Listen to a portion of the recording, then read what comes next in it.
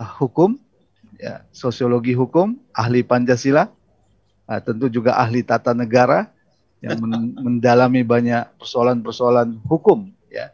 Dan pendapat-pendapat Profesor Teki banyak menjadi rujukan, ya, atau paling tidak pandangan-pandangan yang berbeda dengan pandangan-pandangan yang sering dilontarkan oleh rezim yang berkuasa saat sekarang ini.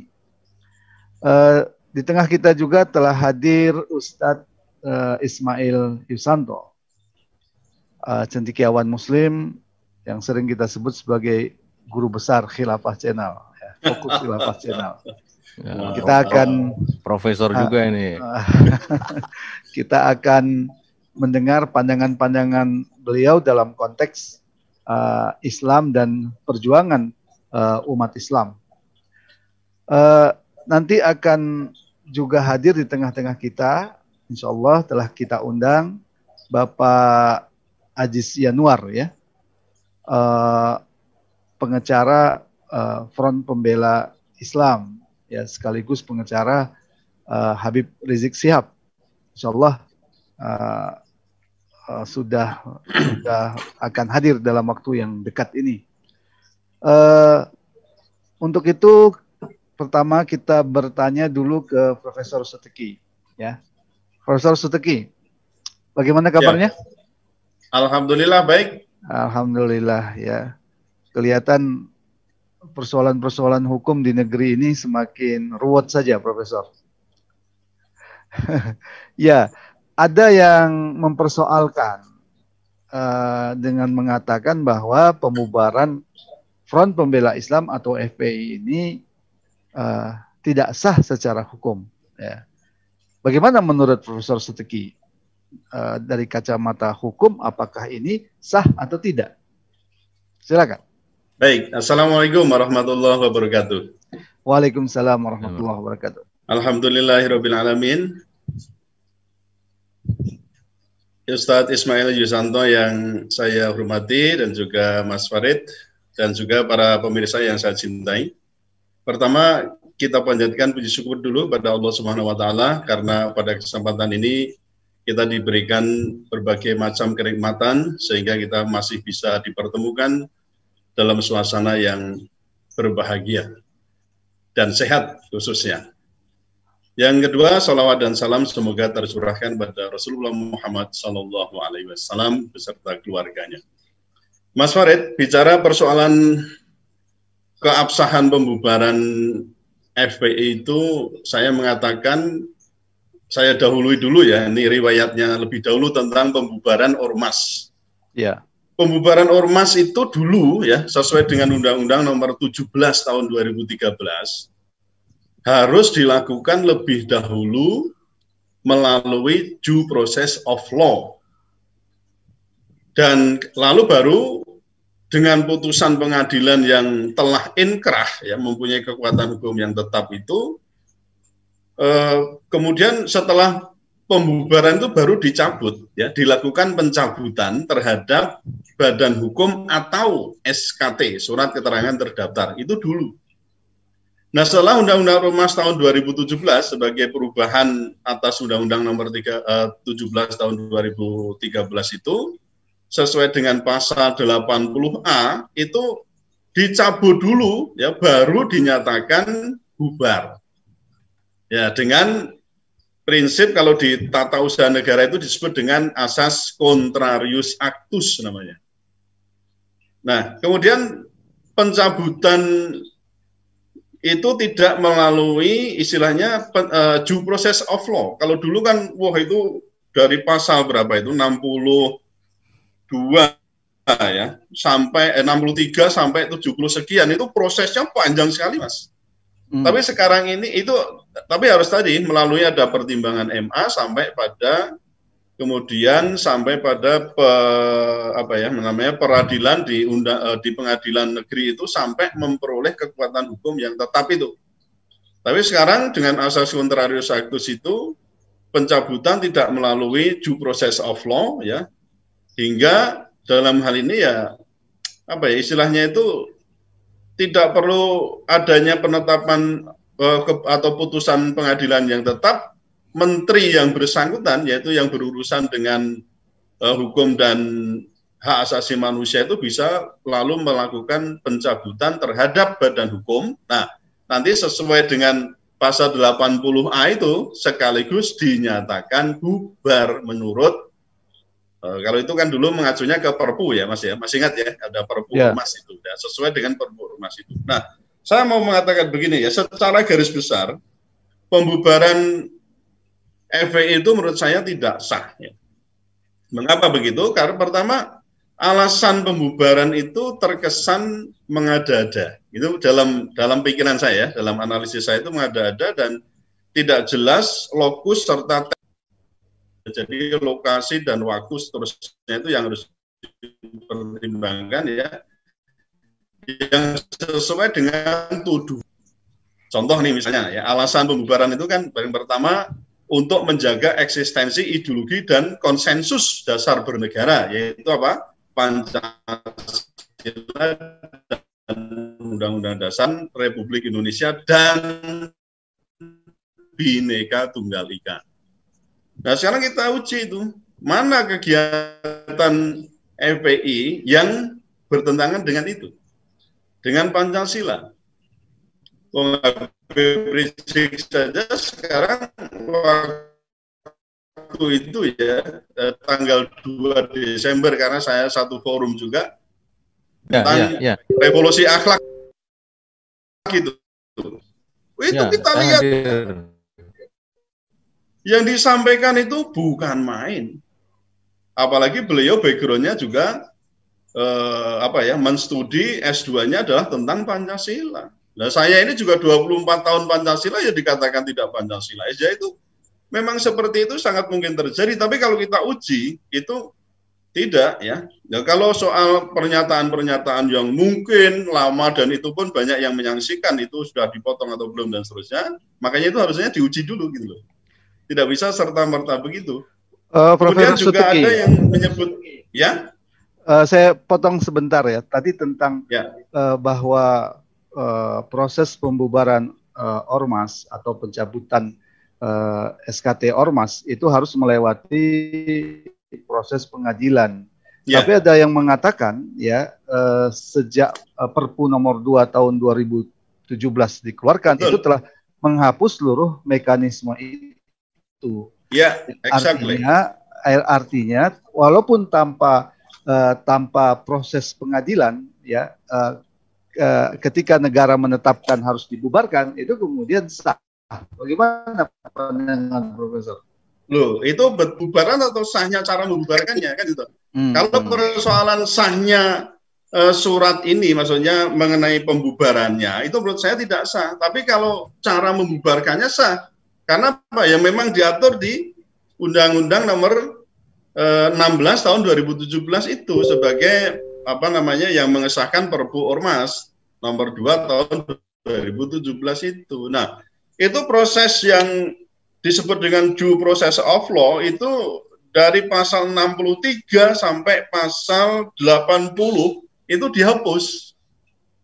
Di Perpu ini atau di Undang-Undang yang tadi 16 tahun 2017 dihapus. Kalau soal cara membubarkannya, betul, karena tanpa pengadilan pun sudah bisa melalui keputusan menteri saja bisa. Apalagi ini rombongan yang saya katakan ini SKB royoan itu ya, keroyokan SKB-nya.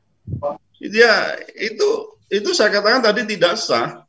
Jadi itu kayak yang pertama ya, itu persoalan mengenai apa tadi yang saya katakan mengenai alasan pembubarannya itu juga bisa dipertanggungjawabkan. Ini banyaklah ya, misalnya juga menyangkut tentang isi dasar anggaran dasar FPI yang dinilai bertentangan dengan pasal 2 Undang-Undang nomor 17 tahun 2013.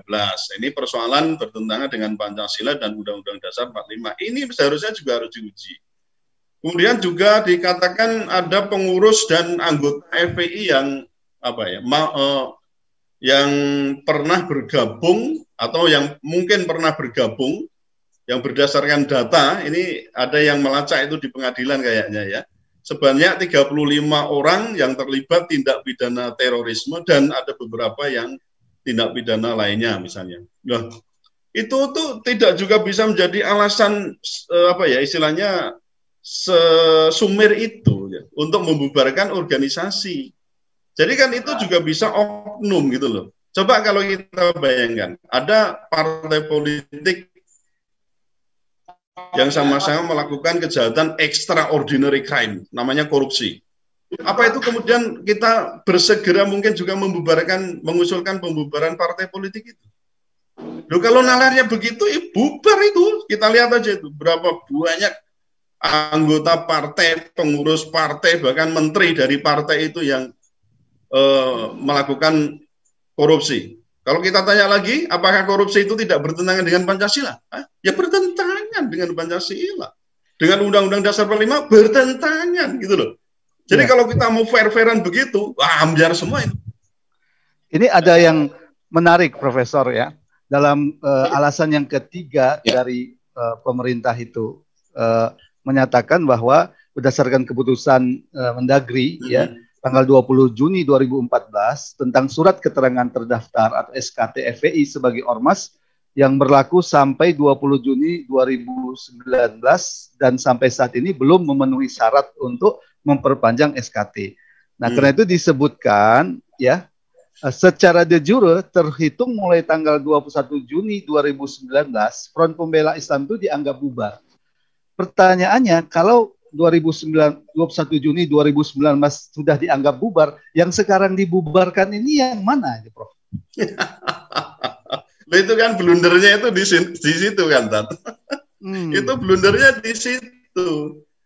Ya, jadi sebenarnya apa ya, seperti peribahasa menepuk air di dulang, terpercik muka sendiri sebenarnya. Jadi kalau bisa boleh dikatakan ya sebenarnya tidak bisa dianggap bubar gitu. Jadi kalau kita berdasar pada apa ya putusan, jadi ketidakabsahan ini sekaligus ya saya hubungkan ya, ketidakabsahan ini juga apa itu? Yang kedua itu adalah pemerintah tidak patuh pada putusan MK nomor 82 tahun 2013. Itu di halaman 125 ya, itu disebutkan bahwa apa ya, meskipun dalam hal ini ormas itu tidak ber-SKT, tetapi harus dianggap legal ya, bukan ilegal secara de jure karena SKT-nya tidak diperpanjang, atau apalagi misalnya kita katakan tidak diperpanjangnya itu juga bukan apa ya, tidak didasarkan pada alasan tertentu di situ.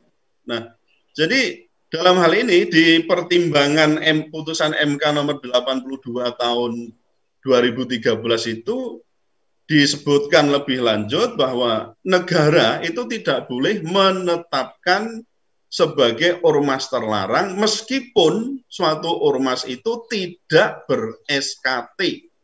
Atau misalnya mengajukan SKT kok tidak diloloskan misalnya karena alasan tertentu, kemudian ormas itu tidak ber-SKT, negara tidak boleh menetapkan sebagai ormas terlarang sepanjang gitu ya, atau terlarang atau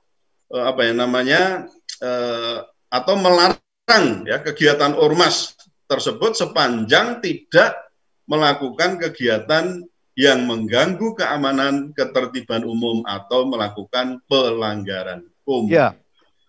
Itu yang kedua ketidakabsahannya. Tak lanjutkan dulu Mas sekalian. Yang ketiga, silakan.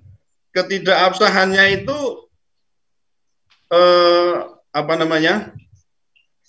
pemerintah ini di dalam memutuskan itu juga tidak dalam pasal 62 tentang penjatuhan sanksi itu harus secara bertahap. Jadi ada 3 tahap itu Mas. Jadi misalnya ini ditengarai FPI itu melakukan kesalahan bla bla bla bla gitu ya, ada banyak pelanggaran-pelanggaran. Tahap pertama itu harus ada SP1. Surat peringatan, bukan SP1, surat peringatan dalam waktu 7 hari. Setelah dalam waktu 7 hari peringatan tidak diindahkan, maka berikutnya, berarti hari ke-8 dan seterusnya, pemerintah bisa malah memberikan surat penghentian kegiatan. Nah, itu tahap kedua. Yang ketiga, tahap ketiganya adalah baru pemerintah itu melakukan pencabutan atas SKT atau badan hukum, kan gitu toh. Nah sekarang SKT nggak ada, badan hukum nggak ada. Nah, terus yang mau dicabut apa? Maka lalu yang dilakukan adalah pelanggaran yang mestinya kalau pelarangan maksud saya. Mestinya di sini ya di Undang-Undang Ormas itu tidak disebutkan itu, gitu loh. Jadi mestinya dua tahap itu. Nah, saya pernah juga menghubungi langsung, nanti Mas Aziz mungkin bisa memperjelas keterangan saya ini ya. Jadi saya bertanya juga kepada pengurus di FPI itu, saya katakan, Mas, apa pernah dilakukan surat peringatan atau diberikan surat peringatan dari pemerintah? Setahu saya belum ada, Prof. Nah, berarti kan memperkuat dugaan bahwa ini SOP-nya tidak dijalankan. Jadi berdasarkan 3 alasan itu, Mas, saya mengatakan bahwa pembubaran FPI itu tidak sah. Iya, baik Profesor Tuki, ditahan dulu. Kita akan masuk dulu ke Bapak Aziz Yanuar, silakan. pengacara FPI. Nah, ini tidak tahu FPI yang mana ini? Apakah FPI Front Pembela Islam atau Front Persatuan Islam? yang jelas ini pengacara FPI. Ya. Pak Aziz Yanuar, ya, saya ingin memberikan pertanyaan-pertanyaan yang ini juga menjadi pertanyaan banyak masyarakat ya tentang argumentasi dari pemerintah ketika melarang FPI ya. Antara lain mengatakan, saat tadi sudah disinggung sebenarnya oleh Profesor Suteki ya, melanggar anggaran dasar isi anggaran dasar FPI dinyatakan bertentangan dengan pasal 2 Undang-Undang Ormas. Ini dulu. Bagaimana tanggapan dari Bapak Aziz Yanuar? Benarkah seperti itu? Ya, terima kasih Ustadz Farid, Ustadz Ismail Yusanto, kemudian juga Prof. Suteki yang saya hormati dan saya banggakan. Bismillahirrahmanirrahim. Assalamualaikum warahmatullahi wabarakatuh. Waalaikumsalam warahmatullahi wabarakatuh. Ala Muhammad wa ala ali Muhammad. Langsung saja bahwa terkait dengan pelanggaran ADART, singkat saja bahwa saya memahami mungkin ya yang dimaksud adalah terkait dengan anggaran dasar FPI. FPI ini Front Pembela Islam ya berarti ya. Kalau saya di sini kuasa hukum ex FPI, Front Pembela Islam, dan saat ini kuasa hukum Front Pemersatu Islam. Nah, FPI juga. Front Persatuan atau Pemersatu ini? Persatuan. Mungkin akan menjadi pemersatu, Pak, karena kita dari Persis atau Persatuan Islam. Seperti itu. Jadi divisi dan misi organisasi itu kan ada penerapan syariat Islam secara kafah di bawah naungan Khilafah Islamiyah menurut manhaj nubuah melalui pelaksanaan dakwah, penegakan hizbah, dan pengamalan jihad. Kami menduga permasalahannya di khilafah ini. Yang pertama, sederhana saya sampaikan bahwa sebelum saya masuk ke pokoknya, adalah tidak pernah ada pelarangan terkait khilafah. Saya tidak pernah menemukan satupun, koreksi Bapak Suteki yang saya hormati, kalau memang keliru, saya tidak pernah menemukan satupun literasi ataupun ketentuan perundang-undangan ya, yang menyatakan tegas ataupun mencantumkan kata-kata khilafah itu sebagai sesuatu yang dilarang.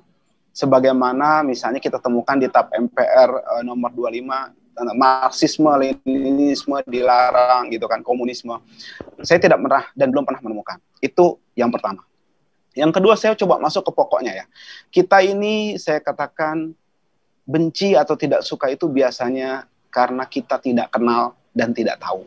Makanya saya coba di sini membuka wawasannya, sebenarnya sudah kita beberapa kali, akan tetapi ternyata tahu itu juga tidak cukup. Ternyata ada penyakit hati mungkin di situ ya, kami duga ya, sehingga membuat sudah tahu, sudah ngerti, tapi tetap saja tidak bisa gitu loh diberitahu gitu. Jadi Kebodohan itu karena masa bodoh juga mungkin ya. Tapi oke lah, saya akan tegaskan di sini dan saya yakin pemirsa di sini yang mendengar insya Allah akan terbuka hatinya dengan penjelasan-penjelasan yang ilmiah dari Prof. Suteki dan yang lainnya. Jadi saya lanjutkan bahwa yang dimaksud ini resmi ya, menurut ketentuan ADRT, ketetapan Munas ketiga FPI tahun 2013. Nomor TAP /06/MNS/3 FPI. Syawal 1434. Ini resmi bahwa menegakkan khilafah Islamiyah di zaman ini bukan dengan menghapus NKRI dan negara-negara Islam lain seperti Saudi, Mesir, Yaman, Turki, Pakistan, Malaysia, Brunei dan lain-lain. Akan tetapi, di sini maksudnya akan tetapi dengan mensinergikan hubungan kerjasama semua negara-negara mayoritas Islam tadi, khususnya anggota OKI atau Organisasi Kerjasama Islam, untuk menghilangkan semua sekat yang ada di antara negara-negara tersebut. Ada 10 cara yang diusulkan dan diperjuangkan dalam mewujudkan visi misi ini. Caranya mulai dari peningkatan fungsi dan peran OKI, pembentukan parlemen bersama dunia Islam, pembentukan pasar bersama dunia Islam, pembentukan fakta pertahanan bersama dunia Islam, penyatuan mata uang dunia Islam, penghapusan paspor dan visa antar dunia Islam, kemudahan asimilasi perkawinan antar dunia Islam, penyeragaman kurikulum pendidikan agama dan umum dunia Islam, pembuatan satelit komunikasi bersama dunia Islam, pendirian Mahkamah Islam Internasional. Artinya, saya mau sampaikan di akhir kalimat, tidak ada yang saya jelaskan tadi itu, yang resmi tercantum di ADRT-FPI itu, yang bertentangan dengan Pancasila dan Undang-Undang Dasar 1945. Justru itu akan memperkuat posisi Indonesia yang berdasarkan Pancasila dan Undang-Undang Dasar 45 di mata dunia internasional. Apa salahnya, pertanyaan saya? Ya, baik. Pak Aziz, saya melanjutkan lagi. Tadi penjelasannya saya kira sudah sangat clear ya. Mudah-mudahan masyarakat bisa mendengar ya. Atau yang paling tidak yang nggak berpenyakit hati itu mau mendengar gitu. Sulitnya kan kita ini kalau pokoknya salah, nah, itu yang sulit itu ya. Jadi kebenaran juga kalau pakai pokoknya salah itu jadi sulit. Hukum tidak akan pernah tegak kalau pokoknya salah begitu. Saya ingin bertanya lagi ke poin kelima ya. Poin kelima yang mengatakan bahwa pengurus atau anggota FPI yang pernah bergabung dengan FPI berdasarkan data sebanyak 35 orang terlibat tindak pidana terorisme dan 29 diantaranya telah dijatuhi pidana. Bagaimana menurut Pak Aziz Yanuar? Ya, terima kasih atas pertanyaannya Ustaz Farid.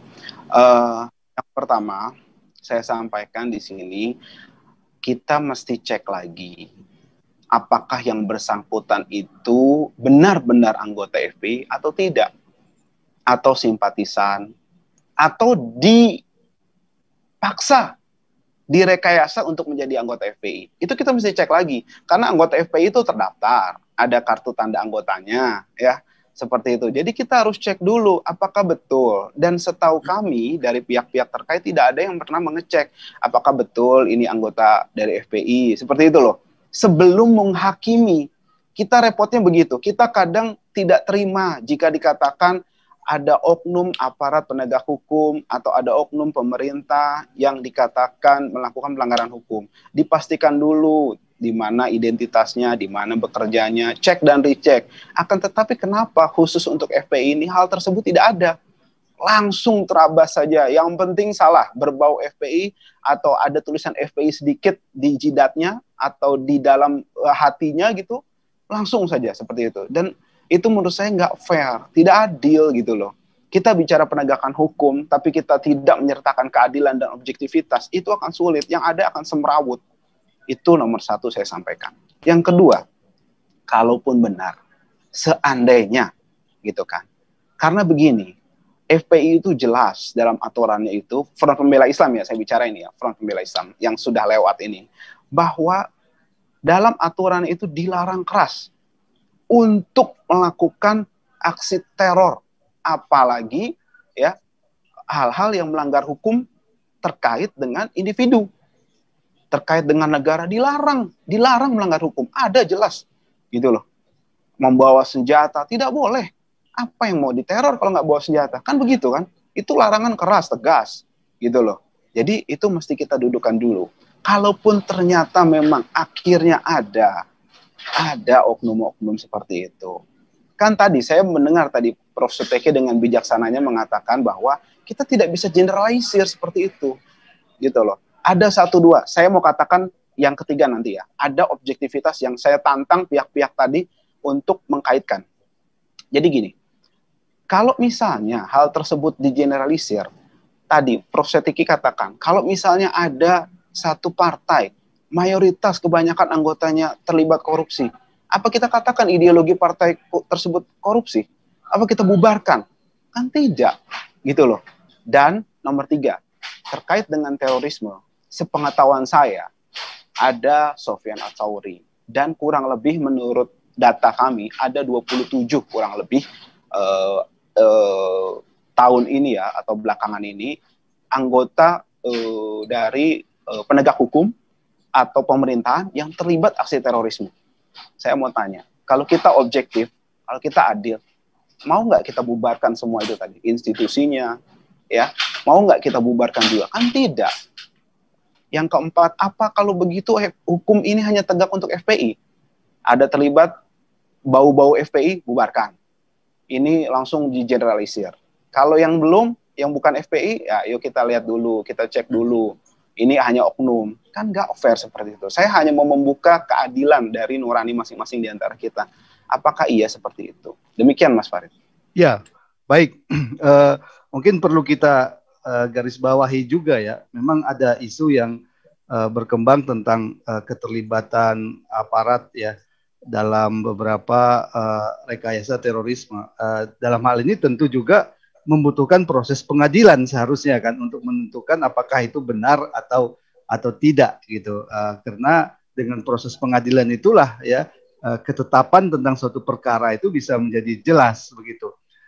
Saya kira baik yang siapapun yang dianggap terlibat gitu ya, itu harus melewati proses pengadilan tentunya. Saya ingin kembali ke Profesor Seteki ya. Tadi menarik apa yang disampaikan oleh Pak Aziz Yanuar ya, bahwa tidak ada larangan tentang menegakkan khilafah berdasarkan undang-undang kita ya. Sehingga itu sesungguhnya tidak bisa jadi dasar untuk membubarkan ormas ya. Bagaimana menurut pandangan Profesor Seteki? Ya, memang kalau kita telusuri lebih lanjut, itu betul yang disampaikan oleh Mas Aziz tadi. Kita tidak menemukan satu produk hukum pun yang menyatakan bahwa khilafah ya sebagai ajaran Islam itu dilarang. Saya pernah juga menyampaikan itu di Mahkamah Konstitusi, juga di PT UN Jakarta Timur ya waktu itu. Kalau memang itu dilarang, dasarnya apa? Yang menyatakan dilarang dan tidak itu mestinya kan harus minta fatwa pada MUI. Menurut saya loh ya, MUI itu harus memberikan fatwa dulu. Ini kan ajaran Islam gitu loh. Ketika ajaran Islam dipersoalkan, MUI mestinya berpendapat bahwa oh ya ini menyimpang, ini salah, ini tidak berdasarkan pada ajaran Islam. Ya ternyata kalau kita mau jujur, saya yakin ya MUI tidak bakal akan mengeluarkan fatwa itu. Kenapa? Ya karena di 4 mazhab ya setahu saya, ya 4 mazhab yang kita yakini itu tidak ada yang melarang, bahkan di situ diajarkan atau dibicarakan secara meluas tentang apa itu khilafah atau mungkin disebut dengan imamah. Nah, jadi kalau dasarnya itu, lalu bagaimana atau apa dasarnya lalu melarang khilafah itu untuk didakwahkan? Sementara kita juga tahu bahwa pasal 29 ayat 2 khususnya, kemudian pasal 28 Undang-Undang Dasar 45 juga nanti kalau diturunkan ke Undang-Undang nomor 39 tahun 99 tentang hak asasi manusia, setiap warga negara berhak untuk apa? Meyakini agamanya dan juga kepercayaan itu juga untuk mengamalkannya. Nah, kalau ketika orang mengamalkan ajaran Islam misalnya atau ajaran agamanya itu bertentangan enggak? Sementara kita lihat di pasal 5 ayat 5 huruf C ya, kalau tidak salah pasal 5 huruf C Undang-Undang Keormasan Organisasi Kemasyarakatan itu disebutkan bahwa salah satu tujuan tujuan ormas itu didirikan adalah untuk mempertahankan nilai-nilai keagamaan dan kepercayaan kepada Tuhan yang Maha Esa. Itu ada itu di pasal 5 Undang-Undang nomor 17 tahun 2013. Jadi saya kira kok tidak beralasan. Menurut saya juga itu merupakan tindakan yang sifatnya itu paranoid gitulah ya. Jadi paranoid itu ya orang melihat daun bergerak aja dikira hantu gitu. Jadi ya. bisa sampai di sana. Beberapa pihak mengatakan ini hantu radikalisme, begitu Profesor. Itulah yang kita khawatirkan dan di sana. Jadi ini sebenarnya kalau kita bicara tentang paranoid ini kan sejak Orde Baru ya. Kita kenal ada namanya OTB. OTB itu organisasi tanpa bentuk. Yang dulu kan karena PKI sudah dilarang dan seterusnya sehingga menjadi bahaya laten dan bermetamorfose menjadi OTB. Tapi OTB ini kan bentukan imajinatif gitu loh, yang dinilai bahwa ini mestinya ada organisasi tanpa bentuk yang akan merongrong Pancasila dan seterusnya itu OTB itu saya kira juga tidak benar kalau misalnya FPI itu dikatakan sebagai organisasi tanpa bentuk, karena memang Undang-Undang Ormas sendiri tidak mengenal namanya OTB, itu nggak kenal itu. Yang dikenal ya organisasi masyarakat ya yang berbadan hukum, tidak berbadan hukum. Berbadan hukum itu bisa yayasan atau perkumpulan, yang tidak berbadan hukum nanti larinya kepada SKT saja. Nah, yang selain itu yang tidak berbadan hukum juga boleh tidak mendaftarkan dengan cara SKT.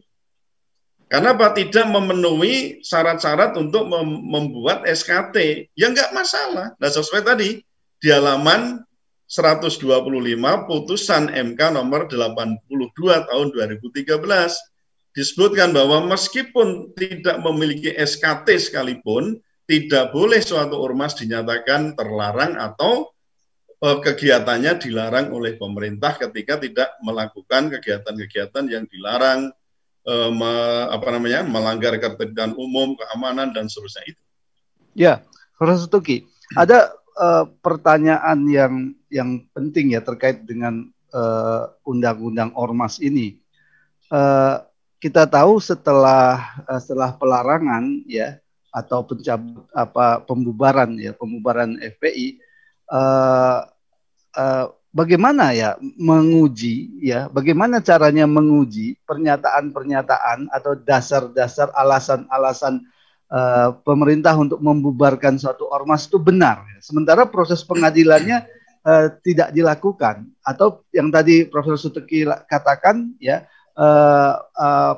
surat peringatannya tidak dilakukan. Lantas bagaimana caranya ya menguji ini semua? Apalagi kemarin mungkin nanti bisa diklarifikasi oleh Bang Aziz Yanuar ya, untuk konferensi pers saja itu dihalangi ya. Jadi lantas mengujinya bahwa alasan-alasan pemerintah ini benar itu bagaimana begitu? Ya, kalau tadi saya katakan keputusan pembubaran atau istilahnya itu pelarangan kegiatan ya, itu saya katakan tidak sah, berarti kan di situ ada unsur cacat hukum gitu ya, cacat hukum. Ketika cacat hukum dan itu merugikan warga negara atau kelompok warga negara, maka keputusan pejabat tata usaha negara itu dapat dimohonkan atau digugat di pengadilan, namanya PT-UN itu Mas, Pengadilan Tata Usaha Negara. Nah sekarang apakah Mas Aziz misalnya akan mengajukan permohonan gugatan ke PT-UN atau tidak? Nah lalu kalau kita kaitkan dengan yang tadi ya tempat PT-UN itu sebenarnya begini ya, itu kalau untuk keabsahan itu ya, baik prosedur maupun mungkin substansi SK-nya itu bisa. Tetapi untuk substansi yang tadi alasan kelima itu kok menurut saya tidak bisa. Harusnya memang melalui pengadilan negeri, gitu loh. Nah, itu yang harus kita perhitungkan di sana. Jadi ya gimana? Caranya tidak lain adalah melalui pengadilan. Kalau tidak melalui pengadilan, tidak ada cara untuk menguji apakah suatu keputusan itu benar atau tidak, cacat atau tidak, dan seterusnya, Mas Farid.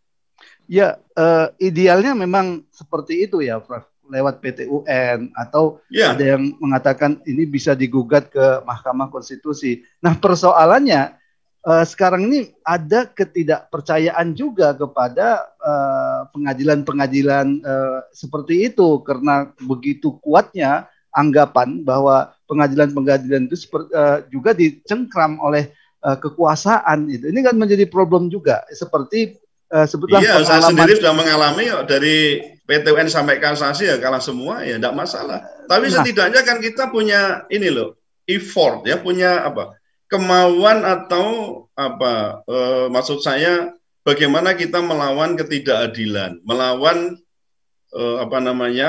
ketidakbenaran itu bagaimana. Jangan kemudian kita biarkan saja begitu. Kalau saya waktu itu ya sejak awal sebenarnya sudah mikir juga, wah ini berat ini meskipun alasan apapun ya benar kan, PT UN di tingkat pertama kalah, PT TUN kalah, kasasi pun baru aja kemarin bulan lalu ada putusan dari MA ya saya kalah, tidak masalah bagi saya.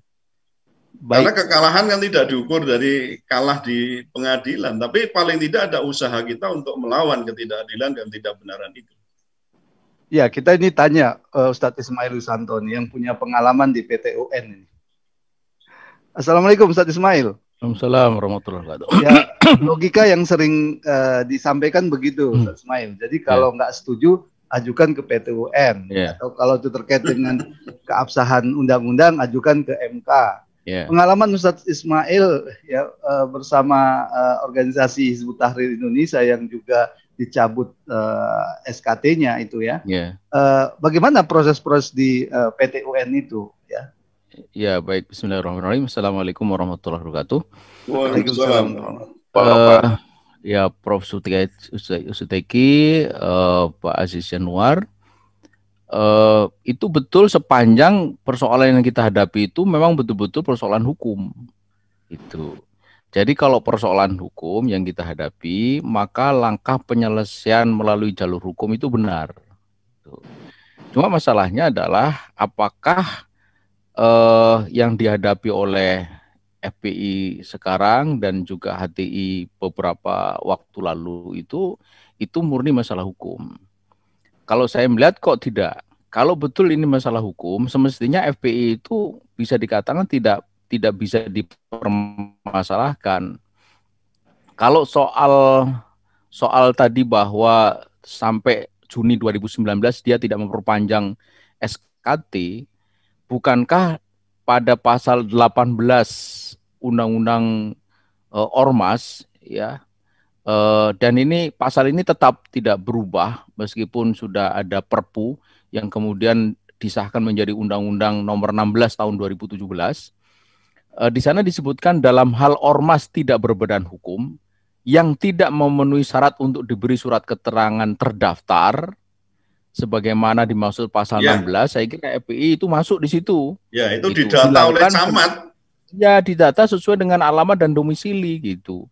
Artinya apa? Artinya keberadaannya itu tetap diakui di dalam undang-undang ormas ini. Ada slotnya gitu loh. Jadi dari mana pemerintah itu punya kesimpulan bahwa ketika dia tidak punya SKT itu otomatis bubar, itu dari mana gitu? Saya nggak paham itu, kesimpulan itu. Dari mana? Wong di pasal 18 itu dikatakan begini kok.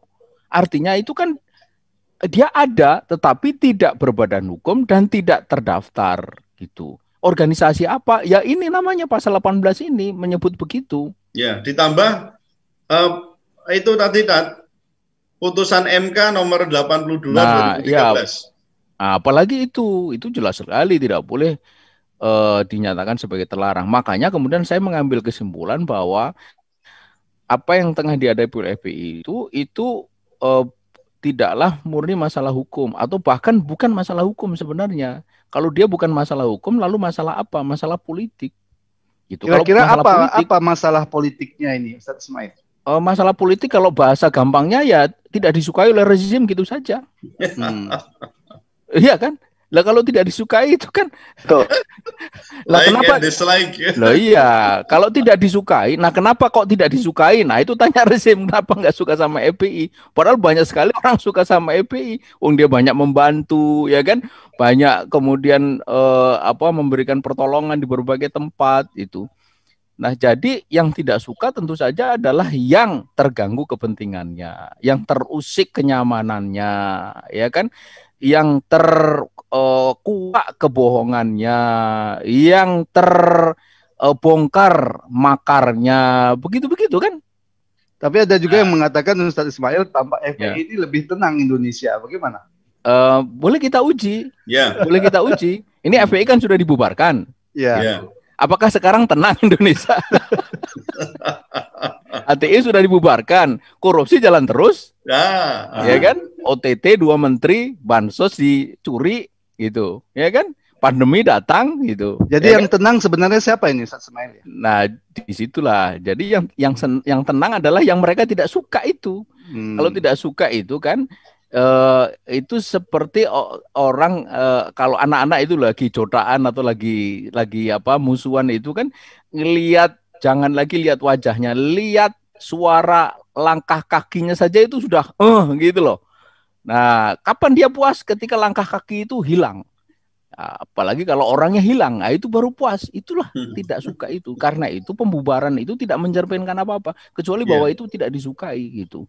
Karena itu menurut saya ini penting juga dijelaskan. Jangan sampai kemudian ini kan hendak di framing bahwa seolah-olah FPI itu melakukan satu kesalahan gitu. Lalu dibuktikan dengan berbagai video, potongan video, lalu dibuktikan dengan tadi itu sekian orang terlibat segala macam. Kalau pakai logika begitu, menyambung apa yang tadi disampaikan oleh Profesor Suteki. Sekarang mari kita kumpulkan itu koruptor yang dari perguruan tinggi ini, perguruan tinggi itu, koruptor dari kepolisian, dari TNI segala macam gitu, ya kan? Ya. Apakah boleh kemudian dengan data itu lalu kita mengatakan bahwa berarti institusi ini bermasalah? Kan tidak bisa begitu. Ada juga yang mengatakan persoalan Ustadz Ismail ya, karena tadi dikaitkan bahwa ini sebenarnya persoalan politik, ada yang mengkaitkan bahwa ini sebenarnya upaya untuk menghabisi ya apa yang disebut dengan Islam politik ya, yang sering juga dituding radikal ya. Jadi ingin benar-benar dihabisi. Bagaimana pandangan Ustadz Ismail? Apakah setuju dengan pandangan seperti itu? Nah, politik di sini saya masuk ada dua, ada politik praktis seperti misalnya kasus Pilkada DKI kemarin ya, kekalahan Ahok itu kan menyakitkan betul buat mereka yang sudah mengharap rencana akan melakukan rencana begini jikalau dia menjadi gubernur buyar semua. Jadi politik praktis, ada juga politik ideologis. Politik ideologis itu ini soal pertarungan ideologi. Bagi mereka kaum sekuler radikal liberal ya, Islam politik itu dianggap sebagai rival yang akan menghambat laju kepentingan politik ideologi dan kepentingan politik ekonomi mereka gitu. Karena itulah maka ini saya kira juga senada dengan apa yang tengah terjadi di dunia internasional. Kalau kita merujuk kepada apa yang dikatakan oleh Daniel Pipes, itu penggagas Rand Corporation, dia mengatakan bahwa setelah kemunduran yang sangat panjang dunia Islam, kebangkitan Islam itu harus dianggap sebagai sebagai lawan dari Barat, itu sebagai ancaman buat Barat. Nah, makanya Barat harus melakukan upaya. Apa upayanya? Upayanya adalah bagaimana menghadirkan Islam yang ramah, itu satu jenis Islam yang ramah terhadap kepentingan Barat. Kemudian apa yang bisa dilakukan? Yang bisa dilakukan adalah Barat harus mencari tahu siapa di antara umat Islam itu yang bisa dijadikan kawan dan siapa yang lawan. Makanya di dalam Rand Corporation itu, di dalam dokumen yang kedua, Building Moderate Muslim Network, itu umat Islam dibagi menjadi 3. Satu yang disebut oleh mereka fundamentalis, tradisionalis, modernis, dan sekularis. tiga ini harus dibantu untuk melawan fundamentalis. Fundamentalis itu siapa? Yaitu yang menginginkan Islam sebenarnya, Islam kafah, syariah, apalagi khilafah. Dan tiga ini diajak untuk melawan ini. Jadi kalau kita membaca dokumen itu, apa yang sedang terjadi sekarang ini betul. Semua itu tengah berjalan. Jadi kalau tadi ditanya apakah betul seperti itu, ya di dalam apa yang disebut war on radicalism. Setelah war on terrorism, ternyata Barat melihat bahwa ada komponen umat itu yang tidak terjaring. Lalu mereka meluncurkan program yang kedua, war on radicalism. Dan ini sekarang berjalan di berbagai negara, di Mesir memerangi Ikhwanul Muslimin, begitu juga Saudi, Sudan, dan lain-lain. Di Indonesia mencoba untuk memerangi mereka-mereka yang kira-kira itu dipandang sebagai komponen-komponen yang masuk kategori radikal itu. Dan ini saya kira sedang berlangsung. Ada yang menarik, saya pernah membaca ya tweet dari Teguh Zulkarnain ya, yang sebelumnya menjadi pengurus MUI pusat. Beliau dalam tweetnya itu mengatakan pernah bicara langsung dengan Kiai Haji Ma'ruf Amin ya terkait dengan pembubaran HTI. Beliau menyebutkan yang pertama dibubarkan adalah HTI, nanti berikutnya adalah FPI, ke depan bisa jadi MUI. Bagaimana Ustadz Ismail melihat ini? Jadi ini kan seakan-akan yang mau dibubarkan ini kan yang garis-garis keras saja yang dalam persepsi mereka. Apakah ini tidak bisa menimpa juga kelompok-kelompok Islam yang lain seperti itu? Yang pasti apa yang dikatakan oleh Ustadz Tengku Zulkarnain itu sekarang terjadi, terbukti, ya kan? Dia kan bilang di dalam tweetnya itu setelah hati FPI, ya. Dan ternyata itu terbukti sekarang.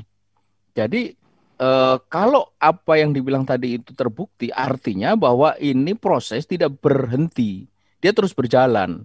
Nah setelah ini apa, memang mungkin belum kebayang atau belum terlihat tandanya karena baru saja selesai kan. Sebagaimana juga pada waktu HTI dibubarkan, orang nggak kebayang bahwa giliran berikutnya itu FPI. Dan ada jarak kira-kira 3 tahun kan gitu. Nah jadi saya kira nanti akan ada cipta kondisi untuk misalnya ya organisasi berikutnya, entah itu MUI atau apapun gitu, kalau itu tidak bisa dikendalikan. Tapi saya kira ini sekarang lagi proses itu bagaimana merubah MUI sedemikian rupa sehingga bisa dikendalikan untuk kepentingan rezim. Kalau tidak barangkali target berikutnya adalah MUI atau yang pakai II yang lainnya itu. Nah, jadi saya kira ini yang harus dipahami oleh. Lantas bagaimana seharusnya sikap umat Islam menghadapi ini? Ini kan seakan-akan ya ada sedang dibangun semacam polarisasi ya, seolah-olah itu urusan FPI saja, itu urusan HTI saja. Ini bukan urusan kita, karena kita nggak seperti itu. Bisakah keputusan-keputusan ini nanti sebenarnya berpengaruh terhadap umat Islam juga secara keseluruhan? Bagaimana Ustadz Ismail melihat ini? Ya, justru ini masalahnya.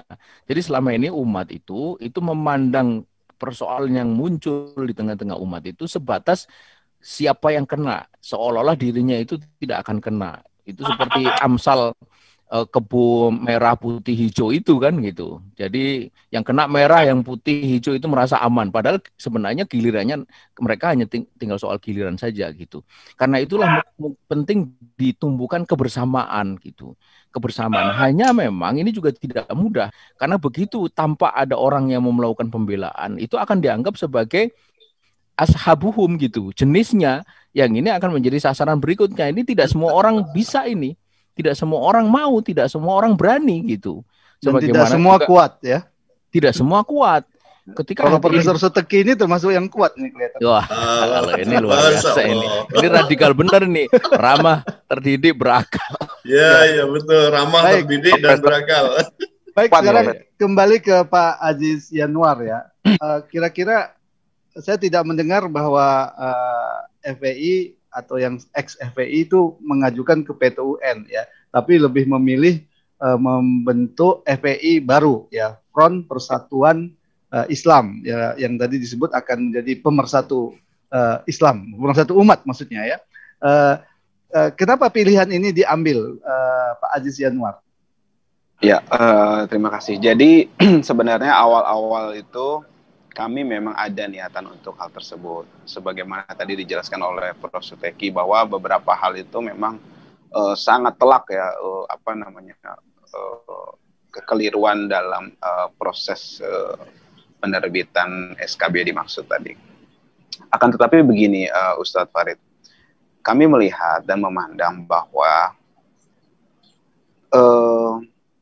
ada dua hal kesewenang-wenangan yang terjadi.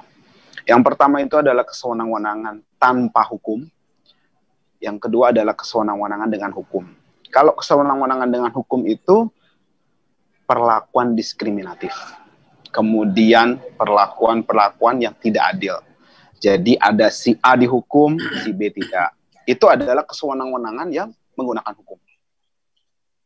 Artinya mereka berwenang dengan hukum, akan tetapi sewenang-wenang, suka-sukanya gitu.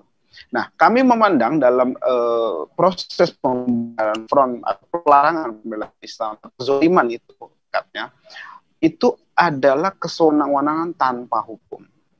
Kenapa? Karena hampir semua tadi sudah disampaikan oleh Prof. Suteki dan juga saya juga ada banyak catatan. Ada 5 konsideran A, B, C, D, 6 A, B, C, D, E, F kalau nggak salah tuh. Yeah.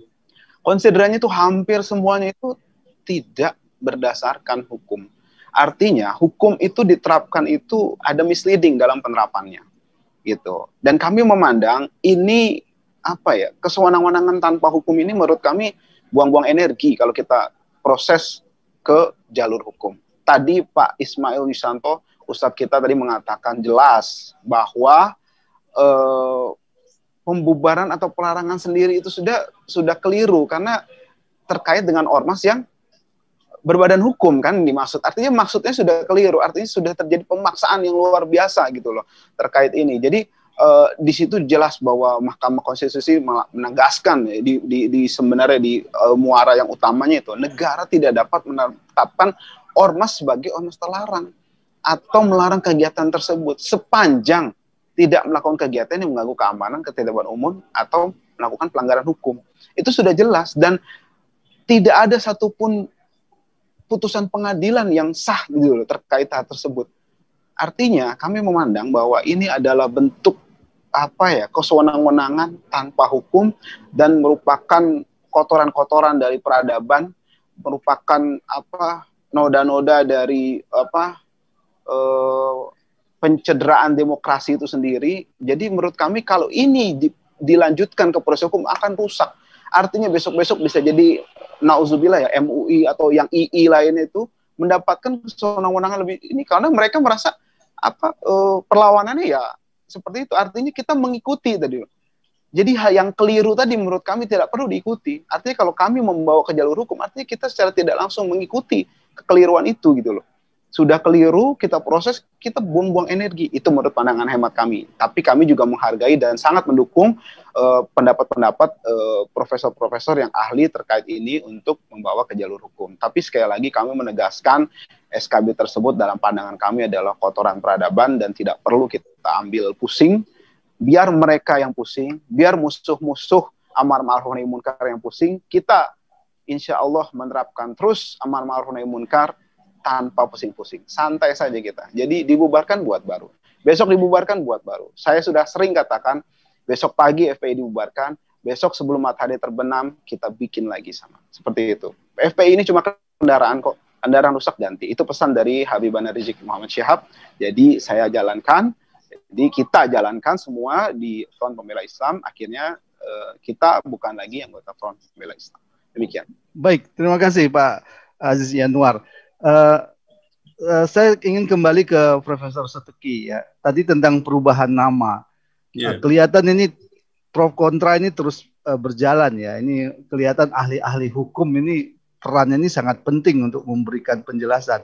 Ini ada pakar hukum juga yang mengatakan bahwa perubahan nama FPI tanpa menghendaki pendaftaran atas perubahan nama tersebut adalah tetap bertentangan dengan perundang-undangan, yakni Undang-Undang Ormas dan KUHP dan tidak sah. Nah, ini ada pernyataan pakar yang mengatakan begitu, Profesor. Bagaimana? Ya, yang pertama secara legal itu tidak ada kegiatan perubahan. Tanya Mas Aziz itu, nggak ada perubahan itu nggak ada. Dari FPI itu pembela ya, Front Pembela Islam ke Front Persatuan Islam, nggak ada itu, nggak ada perubahan. Yang terjadi adalah ada warga yang mendirikan ormas baru, namanya Front Persatuan Islam. Nah, lalu mana ada pasal undang-undang ormas yang dilarang? Mana ada pasal KUHP yang dilarang? Nah, jadi ormas baru itu menurut saya ya sah gitu loh. Lawang dibentuk 3 orang aja bisa kok. Ya kan? 3 orang membentuk ormas boleh. Kalau misalnya belum punya ADART, belum punya macam-macam, ya ada syaratnya 7 kalau di undang-undang ormas itu. Kalau mungkin diperluas ada yang, kalau yang untuk SKT FPI kemarin kan sampai 10 katanya. Ya sampai 10, beberapa nggak terpenuhi kan gitu kan. Akhirnya kan udah diperpanjang ke SKT. Nah sekarang ada 3 orang mendirikan ormas, belum bisa memenuhi syarat-syarat untuk mengajukan SKT. Berarti tanpa SKT, sesuai pasal 18 tadi, Ustadz Ismail Yusanto sudah menyebutkan, lo nggak usah ya kewajiban, bahkan kewajiban camat atau yang sejenis namanya itu mendata. Cuma apa? Nama, alamat, tujuan organisasi apa, susunan pengurus apa, sudah. Itu tidak perlu harus ada SKT dan harus ada, apalagi harus ada badan hukumnya. Tidak perlu di situ. Maka artinya saya katakan secara hukum tidak sebenarnya ada pelanggaran di situ. Tidak disebut sebagai perubahan ya, tapi pendirian organisasi. Tidak ada perubahan, yang ada adalah yang baru. Apalagi tadi kan Mas Aziz menyebutkan, oh ini tidak usahlah SKB ini sudah nggak ada diurus karena sudah dianggap aja itu mungkin dalam bahasa akuntansi itu apa ya namanya. Jadi tidak bisa disebut sebagai keputusan yang benar itu loh. Ya. Jadi itu juga tidak disclaimer lah gitulah, disclaimer. Itu bisa aja disclaimer. Mau dinilai bentuknya nggak jelas, misalnya alasannya nggak ini macam-macam, akhirnya kan itu SKB disclaimer. Kan ya. Nah, oleh karena itu ketika ada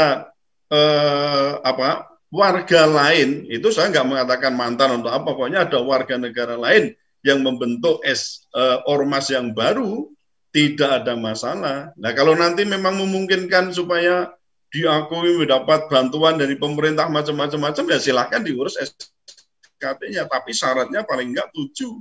Itu harus dipenuhi semua di situ.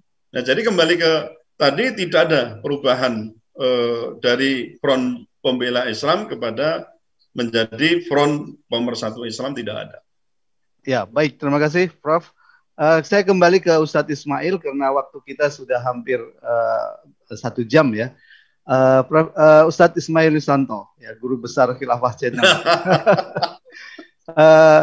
Ustadz Ismail, saya masih melihat ya bagaimana ada pandangan yang negatif ya terhadap ide khilafah ya, yang sering ini disebut-sebut mengancam negara ya.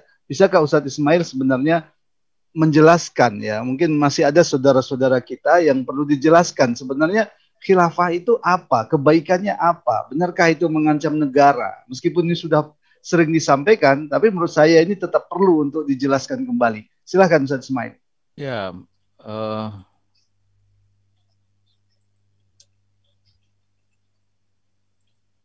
ya, baik. Yang pertama, ini yang saya kira harus dipahami, disadari bahwa khilafah itu bagian dari ajaran Islam.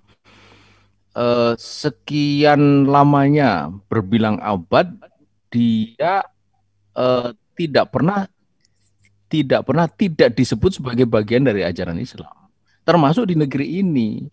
Terbukti dari materi tentang khilafah ini masuk juga di dalam buku fikih yang diajarkan di Madrasah Aliyah kelas 12. Nah, ini juga sampai ada ini, nah itu dia.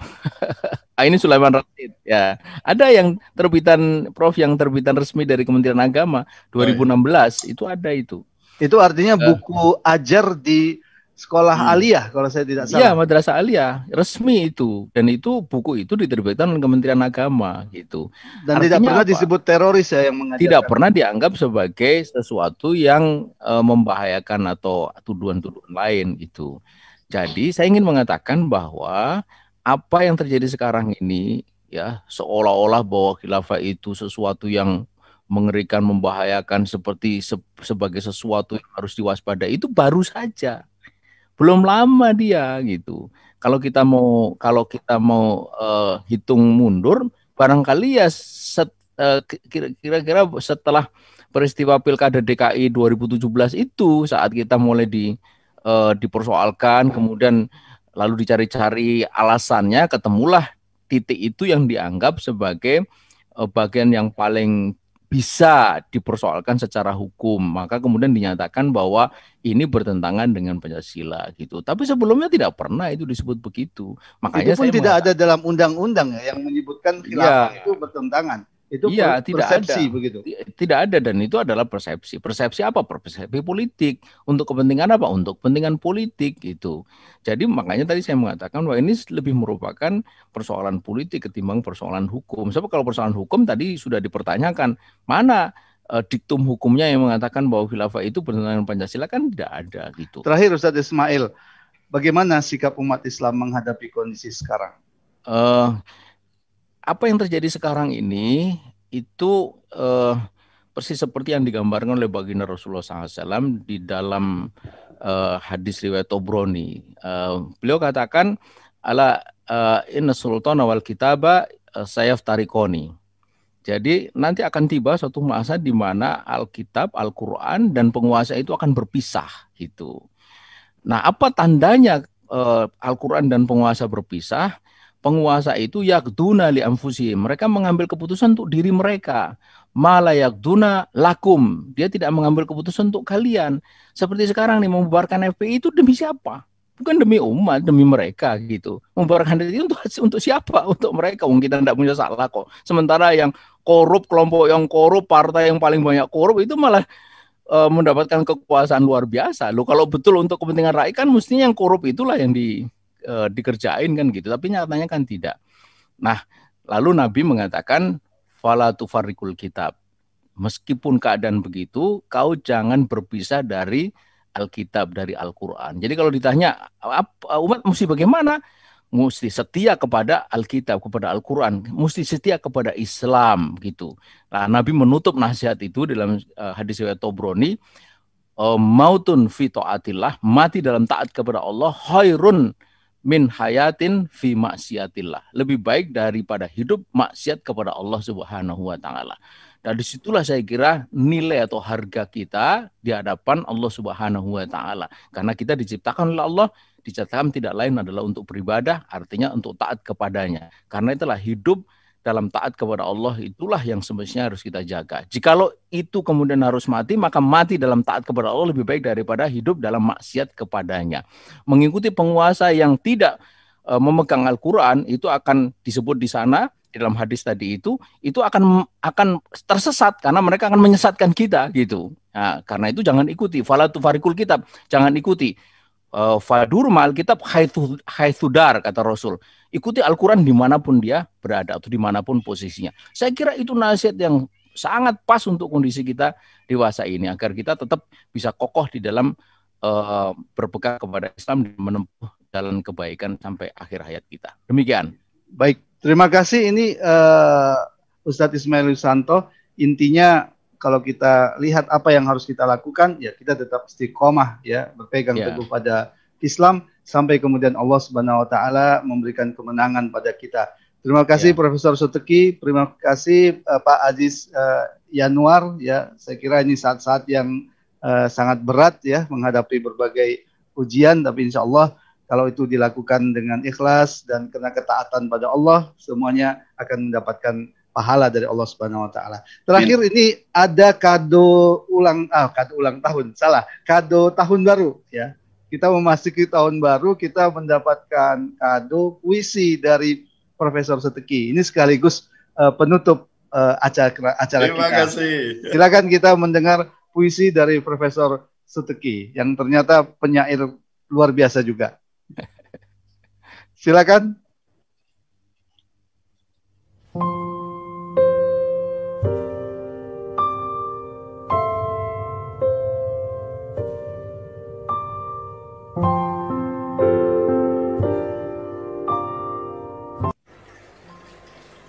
Assalamualaikum warahmatullahi wabarakatuh. Saudara sekalian yang saya cintai, insya Allah dimuliakan oleh Allah. Pada kesempatan ini saya Profesor Suteki akan membacakan sebuah puisi.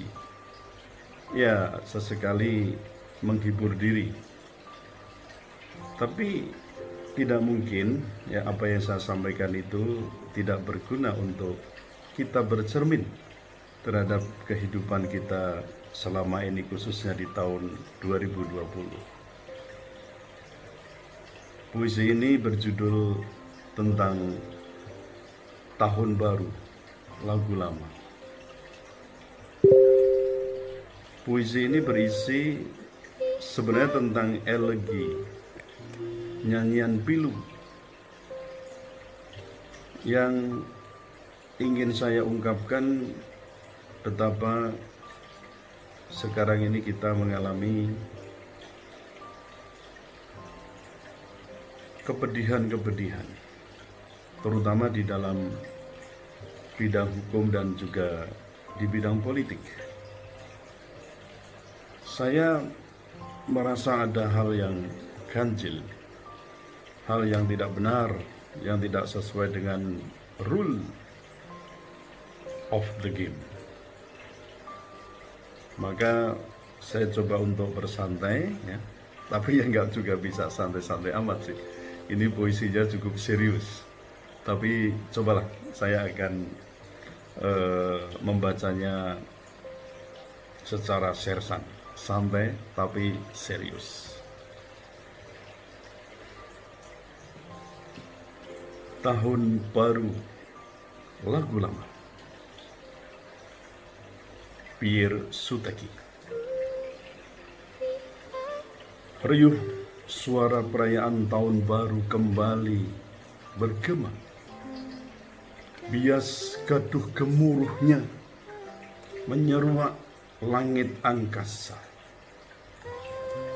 Sedang Ibu Pertiwi kian rentah, nestapa mendera. Raganya penuh luka kurisan konflik. Konflik berdarah di mana-mana. Jiwanya sesak dikotori selaksa narasi politik penuh angka. Hai, katanya tahun baru. Tapi kok lagunya lagu lama? Tiada nada orkestra kehidupan yang berubah dan apalagi teristimewa. Angkara murka menjulang, berselimut watak durjana. Tangis pilu penghuni negeri kian meruntah nestapa. Merangkak, mengais tetes rasa keadilan yang tersisa. Oh, Ibu Pertiwi, mungkinkah aku menolongmu? Sedang langkah kakiku tertatih dan tangan kian terbelenggu. Di sana, penguasa congkak merasa yang paling memilikimu. Titah songahnya laksana pahlawan negeri kesiangan, menutup celah siapapun yang hendak menghapus nada orkestra lagu lama. Tahun baru seharusnya menjadi harapan baru. Namun, apatah daya, harapan baru tinggal impian. Putra Ibu Pertiwi masih disuguhi sederet penderitaan. Aparat sibuk melanggar hukum dan berebut kekuasaan. Keadilan dan kebenaran diperjualbelikan dan industri hukum dipatenkan. Tahun baru katanya, tapi kok lagunya lagu lama. Suara kebenaran dibungkam, ketidakadilan justru dipertontonkan. Kebatilan meruah dan berkuasa bak aroma bengis titah raja. Sedang para syuhada yang terbunuh secara keji pun dianggap hanya sebagai tumbal demokrasi. Kekuasaan jahat makin angkuh, laksana tauhid yang harus diturut. Ya Allah, bongkahan harapan ini tinggallah tertuju kepadamu. Ku ketuk pintu langitmu, tabahkan hati menjemput pasti janjimu. Monumen kebenaran tegak dan remah kekuasaan Fir'aun jatuh tersungkur. Fajar menyingsing, sang Bagaskara pun mendedah tebal selimut malam. Pengembara bangkit, bergegas menghapus nada orkestra lagu lama di tahun baru. Semarang, 1 Januari 2021. Assalamualaikum warahmatullahi wabarakatuh. Waalaikumsalam warahmatullahi wabarakatuh. Demikian pemirsa Khilafah Channel, Fokus Khilafah Channel yang dirahmati Allah Subhanahu wa taala, puisi dari Profesor Sutiki yang luar biasa. Mungkin bulan depan kita tunggu puisi dari Ustadz Ismail Wisanto. Terima kasih. Assalamualaikum warahmatullahi wabarakatuh. Waalaikumsalam warahmatullahi wabarakatuh.